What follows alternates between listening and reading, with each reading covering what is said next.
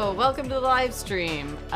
It's a holiday weekend in the US, so who knows how many people are going to be here for the live stream, but I made it extremely easy on myself because today we're just going to be talking about what I spent in August, so it is the easiest for me. I will also say that despite these feeling very easy to me compared to, like, you know, explaining how inflation changes in times of fiscal stimulus, which is somewhat harder for me to explain, than just, like, looking at my budget. These do really well on YouTube. I mean, obviously, none of my videos do particularly well because I have 580 some subscribers. That being said, these tend to get more views and more views after. So why not milk that tiny trend? So welcome. How are folks doing today? Is anyone here is the real question. Dora is being extremely cute. And so we were almost like, we should be recording this extremely cute in box so that we can just play it and act like it's live in future live streams. The donut that I have today is really a lot, and I probably won't like it because it has chocolate on it, but it was too interesting to pass up. So it's called Oregon Trail, and it has fresh raspberries on the top, and then it has, like, I don't know, nuts of some sort, pumpkins, and then, like, a chocolate glaze, and then it's just, like, a regular glazed donut underneath. If you're new here, you might not know that I don't really like chocolate. I can stand it, but I kind of like, I'm like, you know, a dog when they eat peanut butter where there's like, when I eat chocolate. So it looks like much more exciting than, I think it looks more exciting than I will give it fairness. So apparently this flavor, the Oregon Trail flavor, was one that this donut shop that does like a ton of seasonal flavors did a couple years ago, and it was a complete flop. It was like one of the only times they've pulled a flavor before like the end of the like seasonal cycle of that flavor because it just wasn't selling. But they tweaked it a little bit and they're trying to bring it back. I think the only other, there's like two other donuts that are just super chocolatey, like way more chocolate than this, that I probably won't try out for the live streams because I don't know, unless like I feel like I won't eat that much chocolate unless I'm like raising money for charity or something, or you need to punish me. I don't know. It's like, it's not, you're not gonna, I don't feel like it's like a pleasurable viewing experience for you to just like watch me not appreciate chocolate. But the other one that I haven't tried is called Buffalo Blue, and it's a savory donut. And we haven't had a lot of luck with the savory donuts yet, but it has like vegan blue cheese inside of it. I don't know. I'll do it, I guess, but we're gonna find out. Kenna says, impressive donut. Filbert nuts, probably. It's definitely got like pumpkin seeds. Yeah, are these hazelnuts? Maybe. They look more like peanuts to my eye than they look like filberts. But filbert would be more like Oregon Trail specific, right? So, I mean, having berries on them is pretty Oregonian. Christy says, hello, dig your outfit. Thank you. I didn't realize quite how thin this shirt is, but we're just gonna ignore it and move on. Yeah, I wore this like yesterday, and then I was just digging it. So I just wore it again today, and it's merino, so I can wear it a bunch of days. That's actually why I acquired this shirt, was for, I wear almost entirely merino when I'm traveling. Merino is extremely expensive to get, but it lasts forever once you get it, and it doesn't smell. You're less likely to smell strongly even if you re-wear it over and over and over again, and it's like better for different seasons. So like it'll keep you cool in the summer and warm in the winter because it's from sheep. But I usually just try to get it secondhand, but it does make the hunting that much harder for secondhand. So I try to get it secondhand for like some is just, it's the way that I skirt around having to deal with the ethics of like figuring out if the wool was obtained in a way where the sheep are being properly appreciated or whatever. If I get it secondhand, I'm not like directly contributing and I don't have to know. I just don't have to do the research. That's how I feel about a lot of fast fashion too. If I'm getting it secondhand, I'm not driving the demand for it, nor am I giving the company that produced it the money directly. And I'm just keeping things out of the landfill. And therefore, I can just avoid thinking about the ethics of it. Not sure it's like totally the best idea. Emily says people love to know how weird their money is/isn't. It's funny because I make fun of the fact that these do well, but then at the same time I love watching these for other people, which is just it's not even that I want to know how weird my money is. I just enjoy seeing where other people choose to invest their money versus otherwise. I do feel like if you consume enough personal finance content around people's budgets, like a lot of the folks that are very like big into the personal finance blogging or like the YNAB monthly review videos and stuff like that, it starts to look really similar. Like you feel like you've heard a lot of it before. And it's interesting to me because I don't feel like all of the people in those niches are living the same lifestyle, but maybe it just comes from if you're very conscious enough of your budget that you're making content about your budget, then like you're the one making the content as opposed to being interviewed by like a third party source. I think you start to just funnel into the same things. You use the same discount tools and stuff like that. It probably doesn't help that such a large percentage of the people that do like budget review videos and stuff are either Dave Ramsey followers, so they tend to come from a much more specific walk of life. They tend to be people with families, people that are Christian, that live in the South of America, and therefore they are more likely to have their like lifestyle kind of be similar. And or they're like financial independence, retire early people, in which case they tend to be in a very specific genre of life and are more likely to have the same kind of things. Like the thing that they splurge on is going to be fitness.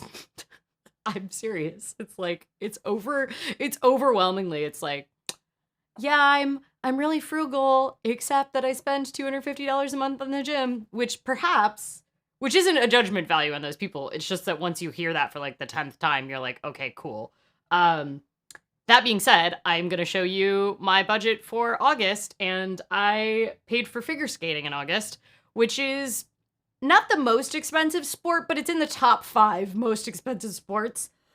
I think like number 1 is horseback riding, especially like high-level competitive horseback riding, because you like move the horses around the planet, which turns out to be very expensive.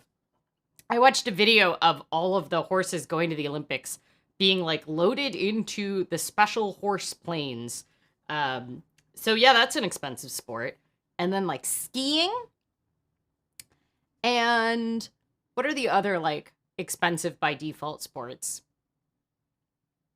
I bet there's some like niche sports I'm not thinking of where they're just like very expensive because so few people do them. So you have to like make your whole lifestyle around them.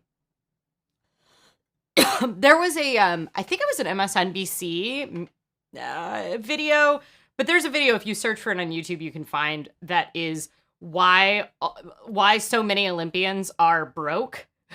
And it was specifically about in America how there's not really support for athletes financially from the, it's kind of up to each individual group of whatever the sport is. And for a lot of the minority sports where you can't make a living, if you are the best in the world, that doesn't mean you're going to be able to make a living off sponsor deals or things like that. There's not a lot of prize money in it, perhaps. You're not the Serena Williams of the world or the Naomi Osakas of the world. You are, or the Michelle Kwans of the world or the Sasha Cohens. Like you are you're the best loser in the United States or the best ping pong player in a country that has never been competitive at ping pong. And you very well might, because it requires so much athletic training to get to the Olympics, and you have to spend so much on your sport and recovery and everything like that, your work is just funding your hobby and your dream of going to the Olympics. So Emily says, any sport where you have to keep another animal alive feels expensive. Yeah, well, I mean, that's why bicycles were so revolutionary for the working in the middle class, because before that, that bicycle was originally called the poor man's horse. And it's because suddenly people could have their own powered transportation where they were able to get around without having to have a stable, a groom, pay for feed for their horses. Yep. X says, I was just watching that video. Oh, that's really funny. Lol, it's from Business Insider. Okay, thank you. Business Insider. I appreciate, I watched it, but I could not remember who it was from. Ariel says, where do you get your secondhand things from? So a lot of my clothes, for a long time, I got almost all my clothes from swaps. And slowly I started to, maybe as I started to make more money, but also as I started to have more of a defined personal style, I started to get more into specifically buying exactly what I wanted. So thrift shops are nice, and that's how I used to do that, but that's like the thrill of the hunt. And now I do a lot more of my secondhand purchasing from Poshmark and ThredUp. So ThredUp is like an online thrift store. It's mostly really good if you're willing to do a lot of hunting by brand name. So, when I first started to get more into fashion, I had no idea what any brand names were. I didn't know what brands were good quality. Now I've really figured out what brands, their style appeals to me. I know which brands always have pockets in their skirts, for example, and things like that. And it makes it a lot easier because both Poshmark and ThredUp, you can really just constantly refresh and search for new things listed under certain brands. It only really works if you are specifically looking for brands. There's another app that's much more popular in Europe, but it's also popular among people that do that are vintage flippers and resellers. That's more for unique pieces than just finding stuff slightly cheaper. And that's called Depop. Depop is I don't like it as much because a lot of people, I think, way overmark stuff on Depop because they'll get a, blazer from the 80s and call it vintage, which I hate to admit it really is vintage now. It's 40 years old, but they'll get a blazer from the 80s and it's really ugly, but they'll style it really well and take good pictures, and then they'll charge you $90 for it because it's unique. And the same thing, if you found it in a Goodwill, would be $7.99. So I don't do a lot of Depopping. It's also not super popular in the US. It's really popular in the UK. But Depop is better, I think, for if you're just looking for red shirt or black short dress. Emily says, call it vintage, which it is, but that is just upsetting. It's true. It is upsetting. I don't like to admit, the early 2000s is now listed as vintage, and I really struggle with that. It's Y2K fashion is the name of the trend, and it's really upsetting to me, a lot, especially as someone who had to live through that, as a teenage girl. That original fashion really does not work for my body type. So I think I'm more bitter at Y2K fashion, partially because of that, because the styles that are popular in Y2K fashion are extremely unflattering on my body type. So I I don't find them comfortable because of the way my body is shaped. Low-rise jeans are just painful for me to wear because they'll always cut into my hip creases, which is, why I like my pants to be pretty much under my boobs. So Emily says, I'm so ready for all the teens to be cosplaying hackers. I have good news for you. They already are. Ariel says, thank you. My only experience has been swapping with cousins in Goodwill. Not what I was intending to do, but here, let me give you my Poshmark tips right now. One, identify what brands you want, and you can even go so far as to identify exactly what pieces you want, and then you can kind of search based on those terms. So like if you find something that you want, let's say it's a pair of Athleta joggers or something like that, and you're like, I'm not spending $60 on this thing new.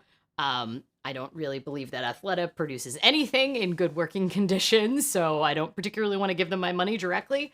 And you know, there's a lot of people who buy a lot of Athleta stuff and Gap stuff at sales, and so you're like, okay, I want to do this. So what you do is you do a couple things. One, you look up you do a Google image search for the items that you want. And if you don't want a specific item, but you want a type of item, like for example, I'm currently in the market for, if you see it, a purple pink plaid blazer. I've decided I need a purple pink plaid blazer in my life. And so I did a Google image search for purple pink plaid blazer, and I saw a bunch of them, and a ton of them will be like catalog images from different brands. And they might be like quite a bit older. Poshmark also has a relationship with Pinterest. So people's pictures of their items will go to Pinterest. It can be super annoying because even if the listing was sold like years ago, it'll still show up on Pinterest. But it can be helpful because you'll be able to find out the name of the style you like and about what at least it went for if you saw it on Poshmark, or you can see the original list price if you can find it on the Google image search. Then you can find your size. This also works if you find stuff listed on Poshmark, or Mercari is another one of the apps. Mercari takes a smaller cut from sellers, so you can usually get things for a lower price on Mercari. Or eBay. I don't use eBay as much because there's a lot of fake stuff on eBay these days in the clothing world. So I don't spend a ton of time on, I don't try to get a lot of stuff from eBay unless I know that it's going to be a reputable seller, because there's a lot of fake stuff where they'll just use they'll use images from another brand and then it shows up and it's like much lower quality. It's kind of like shopping on Amazon where you're never quite sure if you're going to get the original item or something like that. Poshmark is individual sellers mostly. There are some boutiques on there, but the boutique usually just means a person who sells a ton of stuff who has like a rack in their spare room. It rarely means that they're actually a boutique, but during like when lockdown started, you did see a lot more like boutiques, like thrift shops and stuff like that.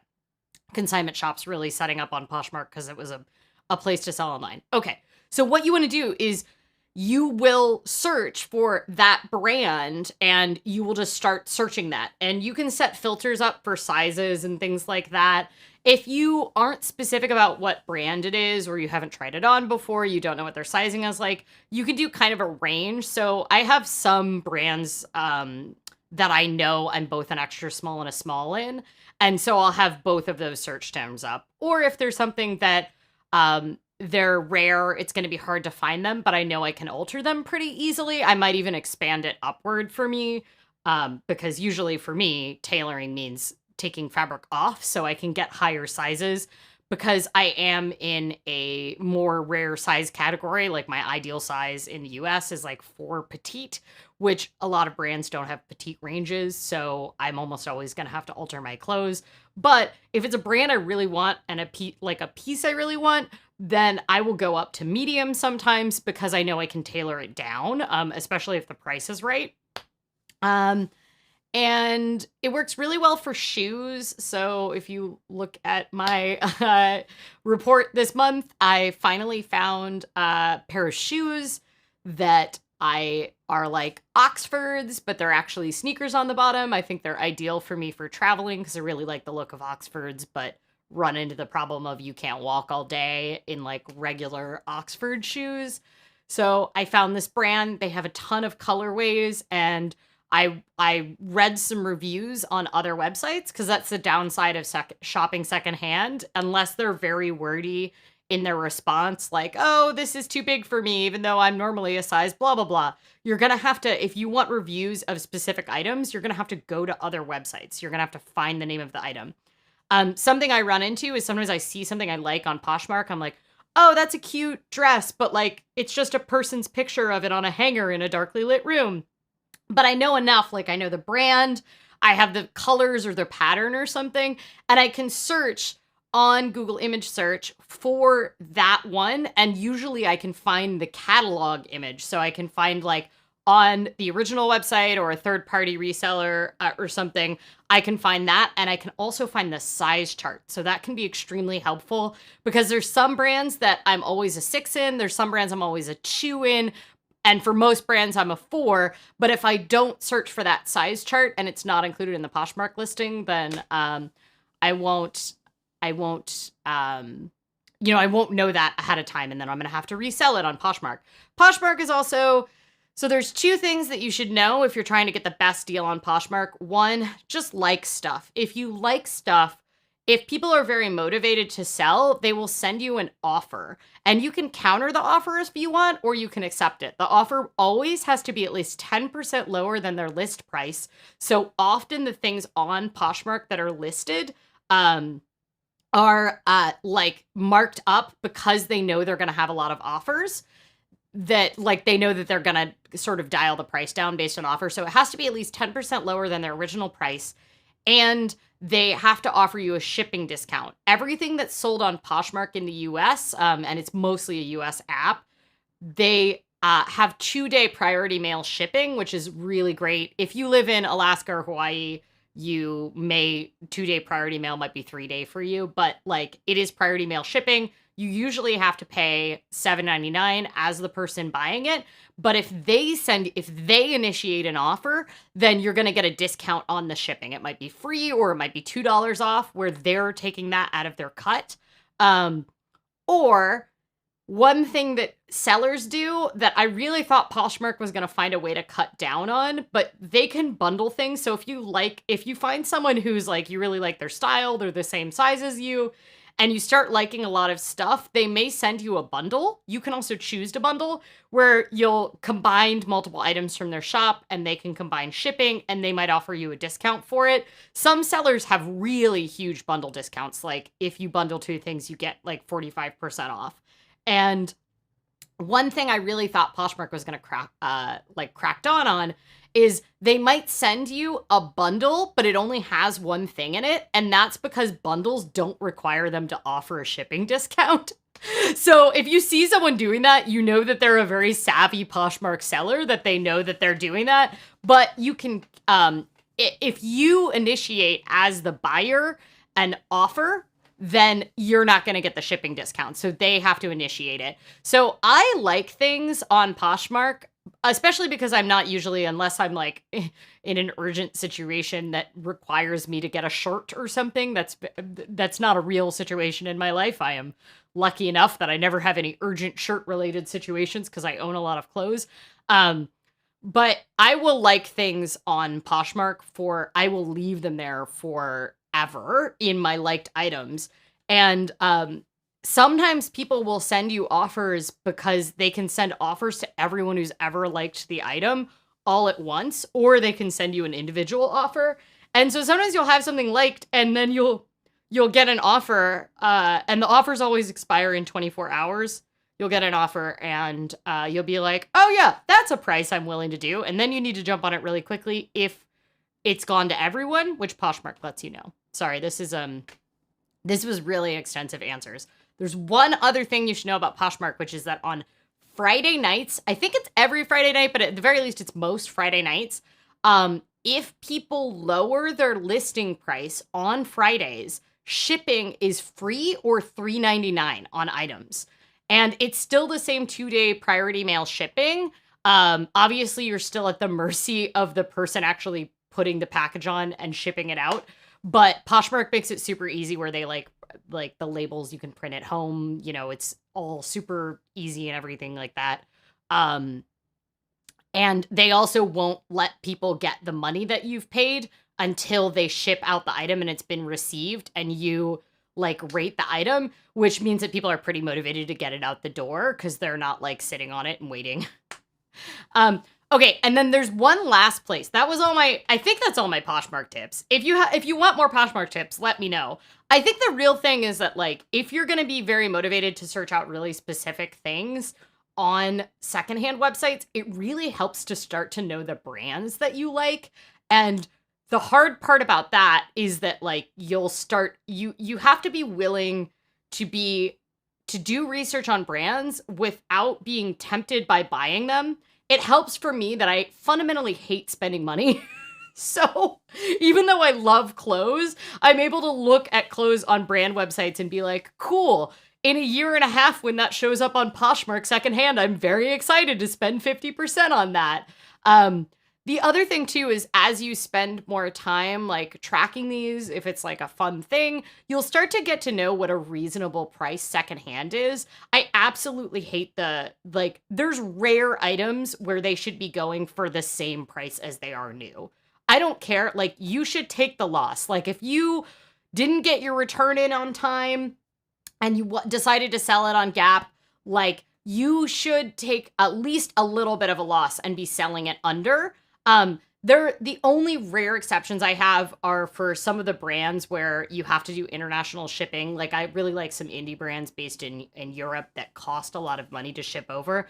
And for them, a lot of people will get it, it doesn't fit, and then they'll flip it. And I kind of feel like, well, if I'm not having to pay $25 in shipping for this item, then I'm willing to spend about as much as you initially laid out on it. So Kenneth says, is there a Poshmark app? So that's the downside of Poshmark. It's only an app. I believe it's for both Android and iPhone. I can't imagine it's only iPhone because it's a pretty big app, but it's only an app, as is Mercari. So Mercari, Mercari.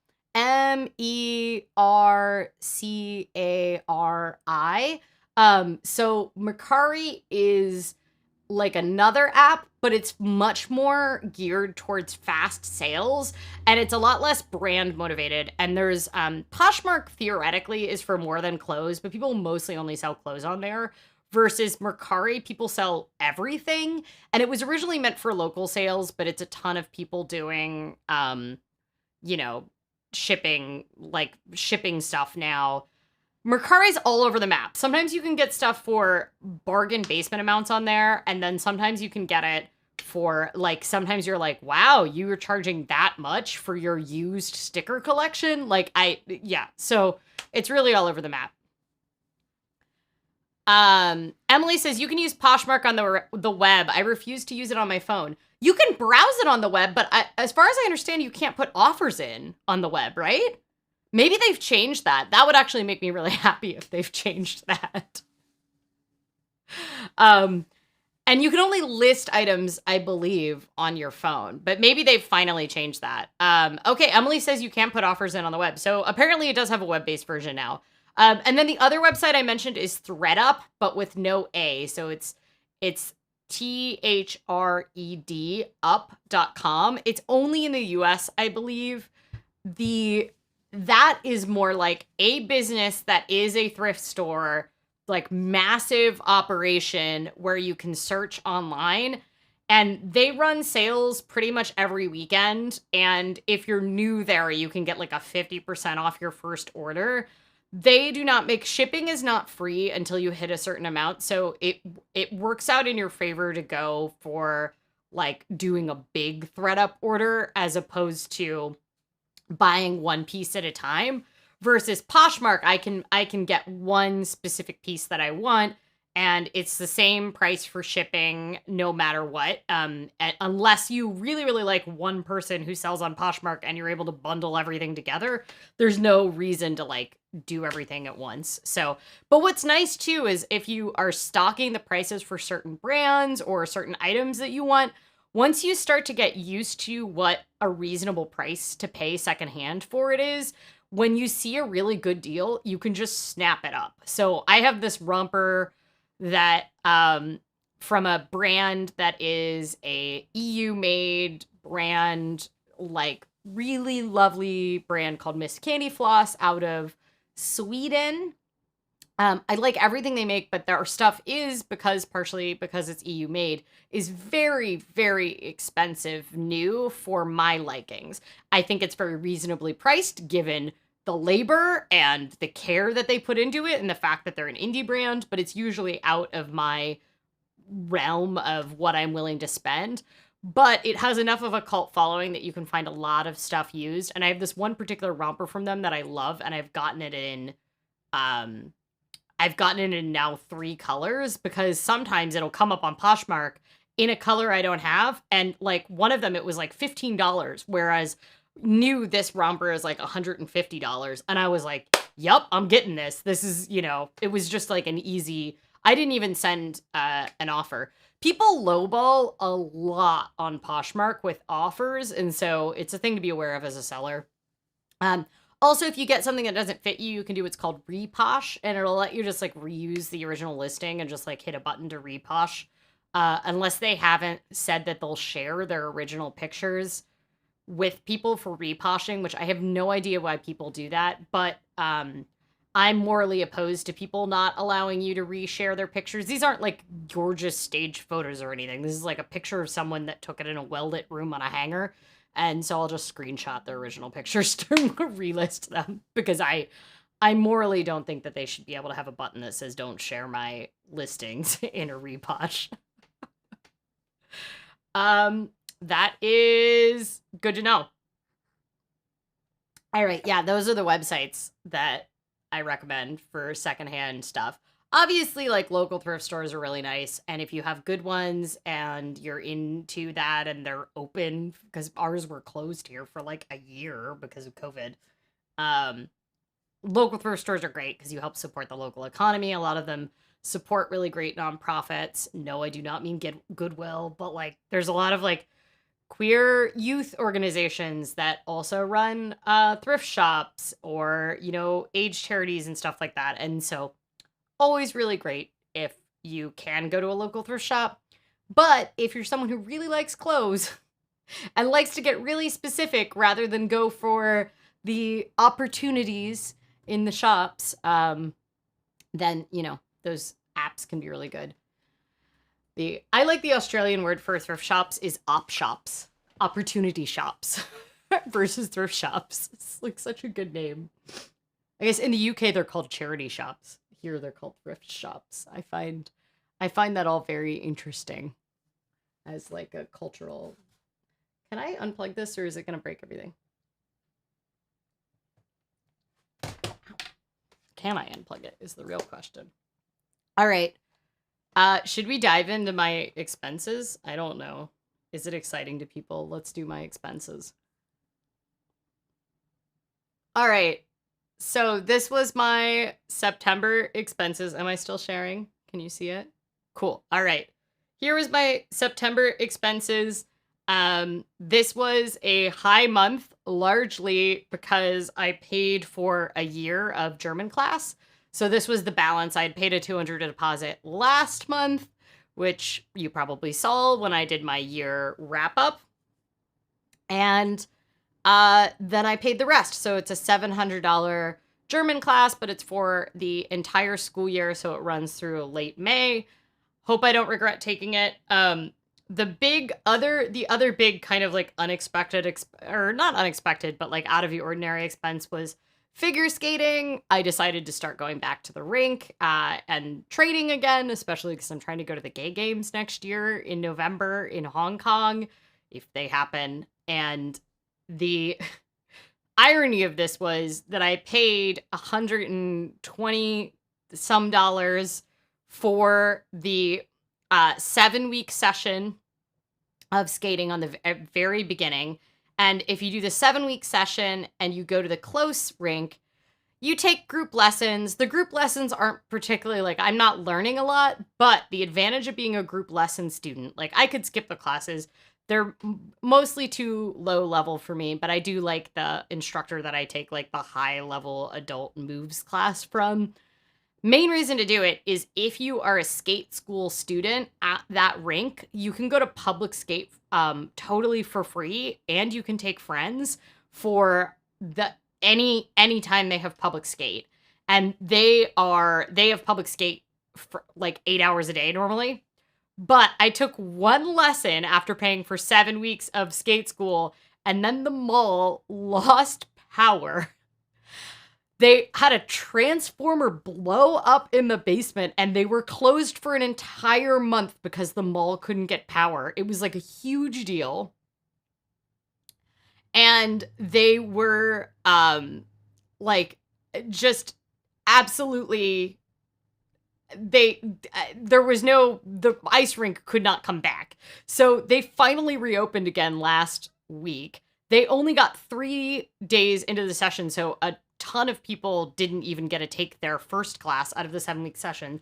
So it looks like this is a really high monthly expense, but the majority of it I didn't even get to use. The good news is they're just restarting the session from the beginning. So this $155 is going to last me through the end of October for public skating sessions. But because my main rink was closed on the weekends, I went out a few times to go skate at the bigger rinks in the suburbs. The downside of those is that it's 3 total hours of travel time for an hour of skating. So, either biking or taking the max, depending on which rink I go to. And figure skating is a really expensive hobby. So an hour of skating at the suburban rink is $20 for a freestyle session. And freestyles are like what the high-level skating sessions are. So if you actually want to work seriously on jumps, especially like doubles and triples, and do high-speed fast skating and stuff like that, you really do need to go to a freestyle session. But I'm not super serious skater. I don't really care if I work on doubles anymore. I will say that the close rink is a much smaller rink. I mostly skate on public sessions, so there's some stuff I just can't work on there. But, I'd rather save some money. So I'm doing it in the most cost-efficient way I can. I really need to get a coach soon, so I've set aside quite a lot of money in my skating categories, which is not included in my total savings here. So there is a ton of money that I have just set aside for future expenses because I am hoping to find a coach. It's hard to find a skating coach. It's like a whole thing. Clothing, that $32.91, I believe that was the romper that I just referred to used off Poshmark. I also got a pair of shoes, which were $30. They're normally $150 new, and then shipping. Last day of the month, we decided to go get takeout. Otherwise, I would have had no restaurant expenses, but you'll see my groceries were really, really high this month. $193.71 is quite high for my groceries. And I think that's largely because normally during Pedalpalooza, when I'm doing bike rides, I will have much higher restaurant expenses and I budget for that. But because of COVID this year and the fact that I was running an every other week picnic ride all summer, I just was spending more on groceries to take to rides and take to picnics than I was spending at restaurants because a lot less rides were ending at bars and restaurants this year. Instead, they were like ending at parks.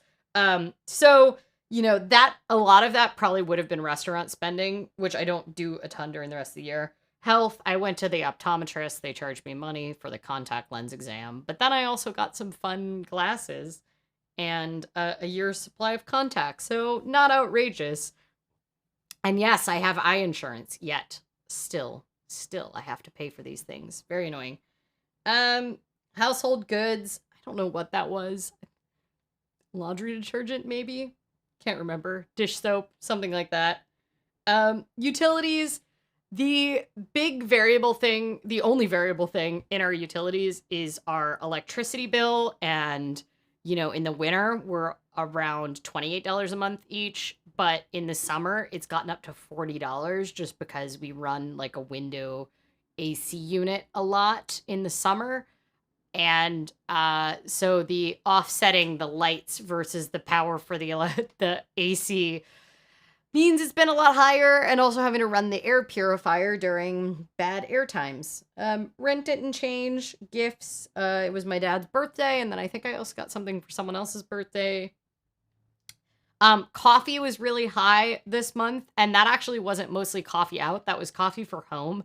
I got this subscription to this thing called Drink Trade, I believe it is. And they select coffee for you and send it to your house. And I'm set up for like only once a month, but it's like micro roasted coffee. I'm mainly doing it because I am trying to force myself to drink more decaf. And I realized one of the ways to make myself drink more decaf and step down my consumption of caffeinated coffee is to get myself extremely fancy decaf coffee. So I've been getting a lot of like I've been getting one bag a month of micro roasted fancy decaf coffee. So yeah, so overall, let's see the pretty graph version of this. So overall, my savings relative to my expenses was 54%. 300 of that was cash savings, and the rest of that was my 401k and my SEP IRA through my job. So, it looks mildly impressive with that, I guess. My day job pays me $51,800 a month, so pretty close to the median income. Or that would be nice. $51,800 a year. So pretty close to the median income. And then, oh my dollar, this year, I think year to date has grossed around $10,000, but the amount that I take home is about 50% of that because I have expenses and stuff like that I pay. So this is the breakdown for my business. Obviously, because I am not working full time on my business, it's a lot lower than it was when it was supporting me full time. Also, my income has been dropping as it always drops off a lot during the summer because people don't actually consume a lot of media during the summer. They are out doing things. And so I make less off ad revenue. I do less workshops during the summer. And I haven't been doing any for pay workshops, which is how I make some of the money from Oh My Dollar. I've only been doing my charity workshops. So I'm not making any income from those. I just have expenses. But luckily, I have really great personal finance society on Patreon that support the business. So yeah, exactly. Smooth brain, no thought summer. Yeah, so you can see that my overall gross income has been going down a little bit the past couple months. It's gonna, like, for example, the first day or two of September, I fulfilled like twice as many orders as I had in August for books and everything. So it's just a seasonal drop off, and maybe I'll be able to spend more time on it towards the peak times of year, which for Oh My Dollar are September and January, kind of when people start to care about their money again. And a lot of people buy books during like Christian holidays in December. So the yeah, and this is how I estimate how much I need to have set aside for taxes, because I include how much I'm going to do in my home office deduction using the simplified home office deduction, which is just taking your expenses for your rent or your mortgage and your utilities and dividing it by the percentage of your square footage that you use exclusively for your business. And so that's my like estimated home office deduction using the simplified. And that's mainly just so that I don't set aside too much in my tax savings account relative to it, but I always overestimate. So I think the year to date, I only am probably going to owe like $670 on Oh My Dollar taxes.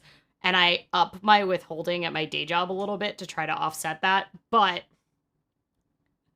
the flip side of that is that I have like $2,500 in my tax savings account because that's how paranoid I am. So, and this is what it looks like overall. So the actual percentage of gross was lower than 54%, which 54% was when you compared against my expenses, but not everything is counted in my cash savings.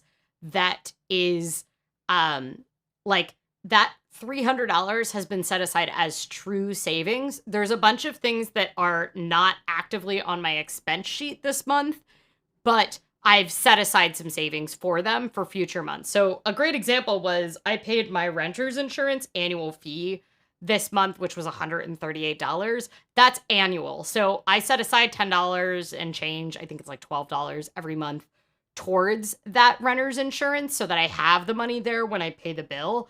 But that money you'd only see come out once a year. And I have a lot of things like that. I am potentially leaving on a trip this Friday to Denmark. And because of that, I have quite a lot of money set aside for travel that I don't count towards my savings, but you haven't seen on the spending yet, mostly, except the flight there, I think.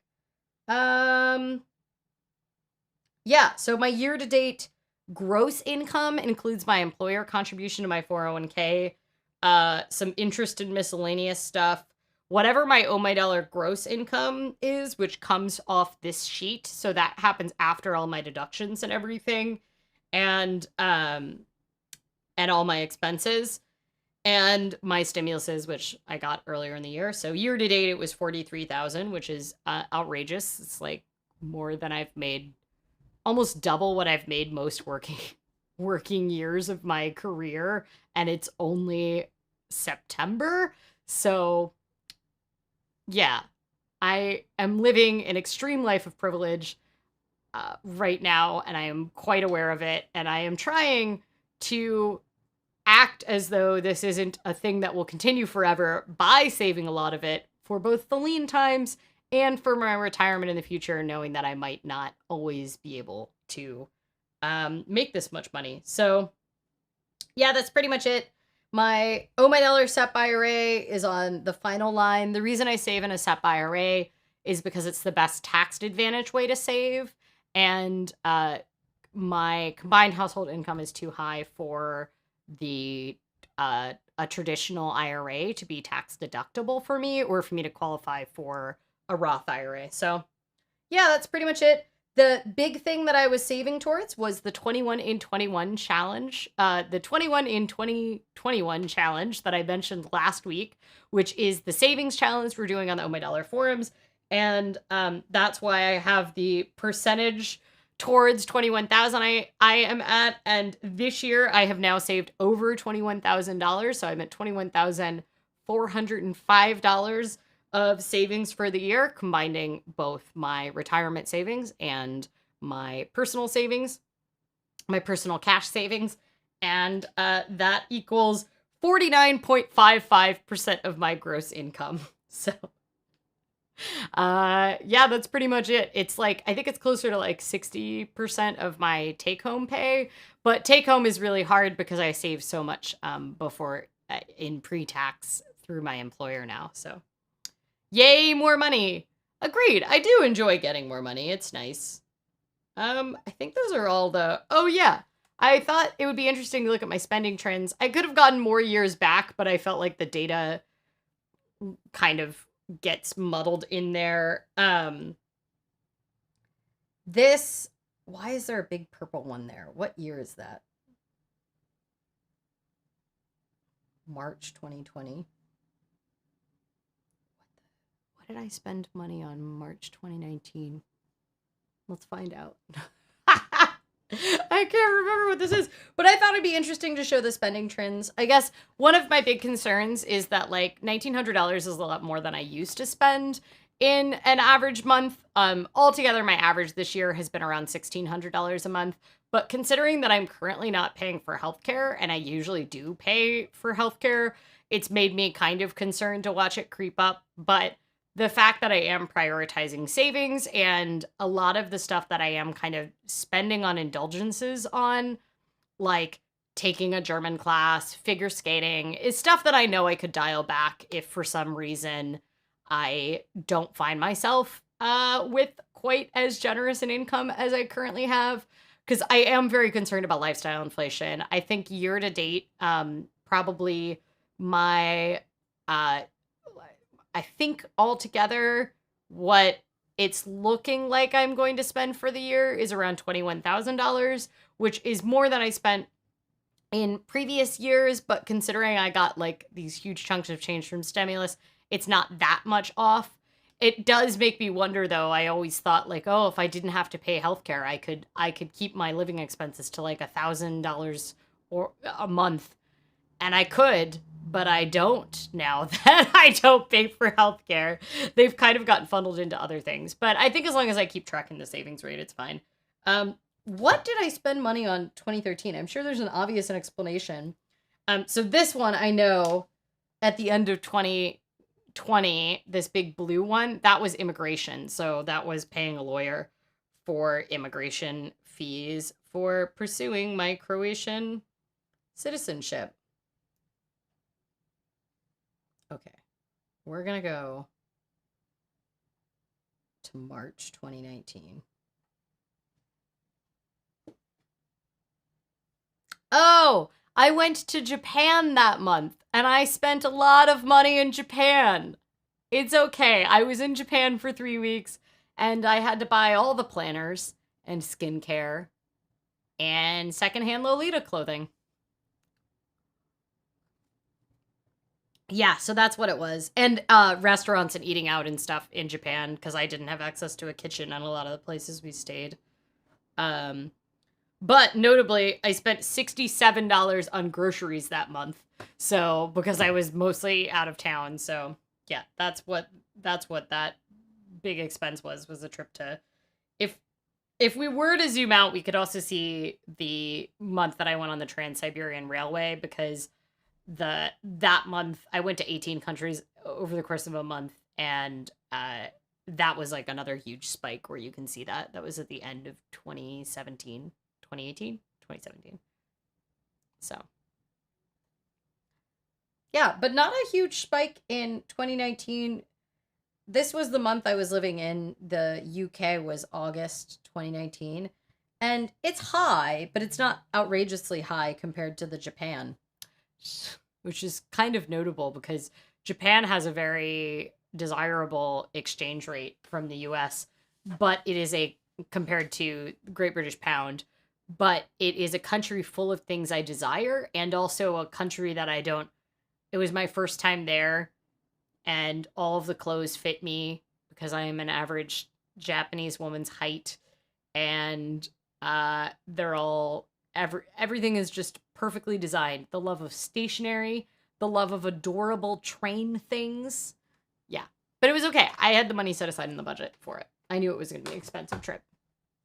Also spent almost no money on hotels for that trip, and I got the flight for extremely cheap. Like, it was like $600 round trip, although now I've been seeing even lower prices to Japan. But that means that, I could spend more on shopping and stuff like that. Also a lot on sunscreen because the sunscreen in Japan is really great. And even when you get the imported Japanese sunscreen here, when it's sold for the American market, they add a bunch of stuff to it I don't like. So even though it's the same brand, it's not the same formulation. That's it. That's more information than you need to know. Should we look at floof of the week or should I eat the donut first? These are the real questions. Floof of the week or donut?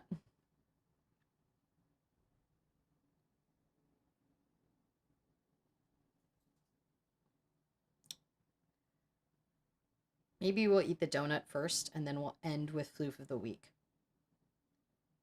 I talked for an extremely long time. This is the real answer.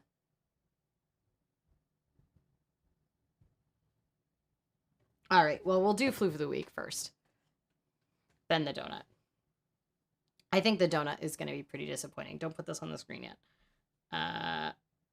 All right, so our floof of the weeks this week are Diopson, or sorry, not Diopsons, Claire Dragonflies on the forums, which this is Gandalf, which look at these toe beans. How can you not love Gandalf? And then there is also Magritte, who is this one, who is very cute with his little, like, mustachy inverse mustache. And this is Gandalf and Magritte cuddling with one another. And this is another cuddle, but I'm not entirely sure what the position is here. I think it's some sort of, like, this is an advanced ice dancing lift going on right here, where there's, like, a rear end being cradled in a reclined position.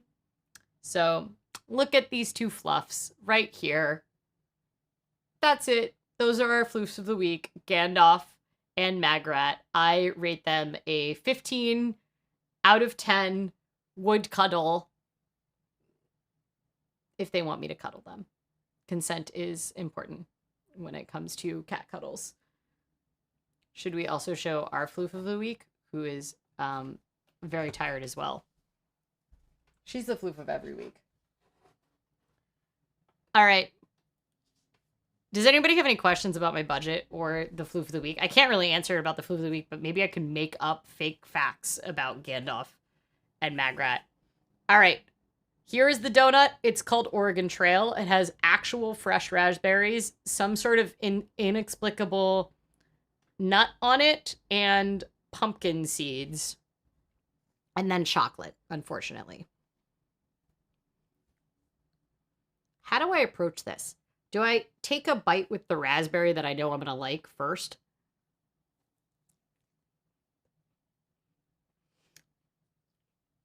Oh, it might be so little chocolate I can get behind it. I haven't figured out what the mystery nut is yet.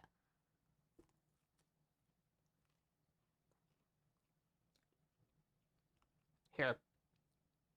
I'm just going to pick the mystery nut off.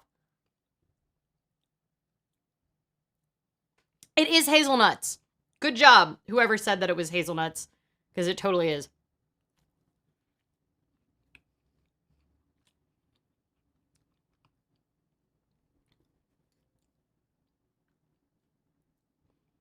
I want this raspberry far more than I want this donut. Oh, great. Good thing I brought a napkin in. This is a very messy donut.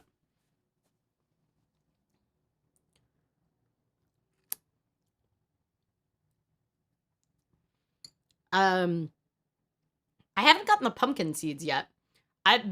As you may imagine, the fresh raspberries taste great with the chocolate.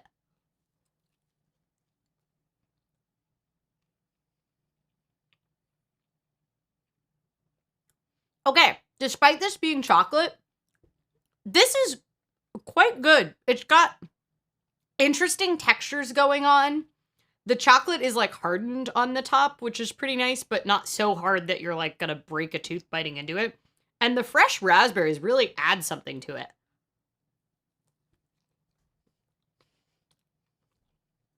Just eat the raspberry, no bliss. No rules, follow your bliss. I feel like it's important to give you all the full donut review experience. Also, this would be a very expensive single raspberry if I just consumed it as a single raspberry. I have to appreciate it in the context in order to justify the cost.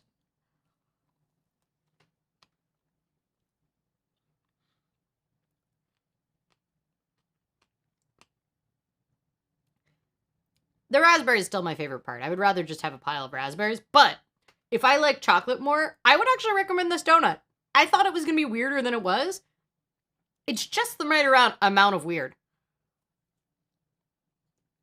It has chocolate on the top, and I've eaten 3/4 of it, which is absolutely a resounding endorsement. I think that Gandalf and Magrat would approve of this donut.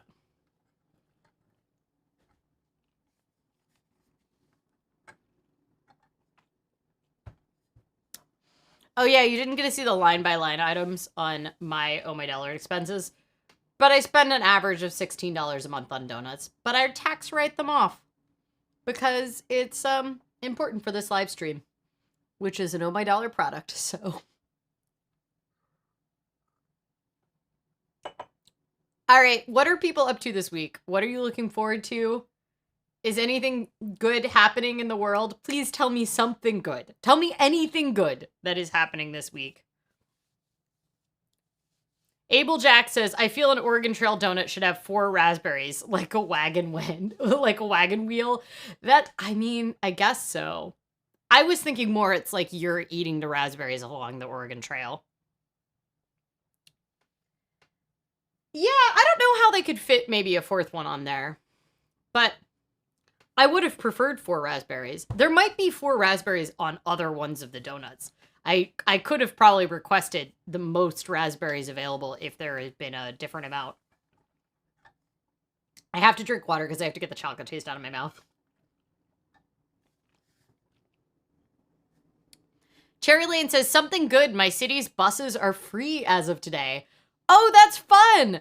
I wonder if I worked on updating the fares for your bus, because I have updated so many buses to be fare free lately. Because a lot of them went fare free during COVID. So, yeah, maybe I updated your city's buses.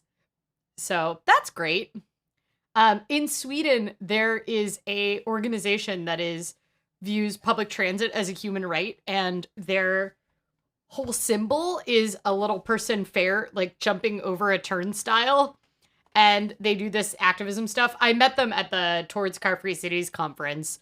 Oh gosh, I think I met them in Mexico, but their organization is in Sweden. Anyway, they're all rad. Emily says, my dad shipped me all the fancy drinking glasses from home, and now I have so many and none broke in transit, and my oven works. This is very exciting because Emily didn't have a real oven, had a like over the top microwave. So that's very exciting.